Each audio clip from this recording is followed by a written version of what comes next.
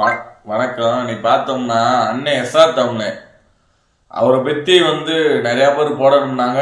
அவரை பத்தி நான் கண்டிப்பா எனக்கு அவ்வளோ ஒரு எஸ்ஆர் தமிழ்னா ரொம்ப பிடிக்கும்.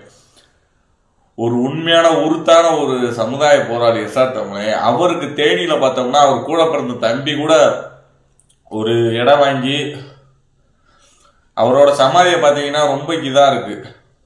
ரோட்ல போறப்பே தெரியும்.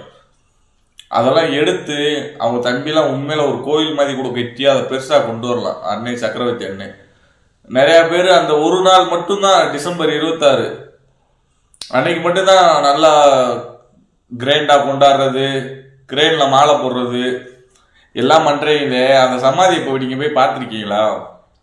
ஏதோ ஒரு கடமைக்கு இருக்குன்னு வச்சிருக்காங்க. அதை கண்டிப்பா எடுத்து முன்னாடி கொண்டு வாங்க. சரிங்களா? ஃபர்ஸ்ட் எஸ்ஆர் தமிழருக்கு ஒரு மணிமண்டபம், ஒரு கோயிலோ இதை உங்களால கட்ட முடியுமா? இல்ல கேட்குறேன்.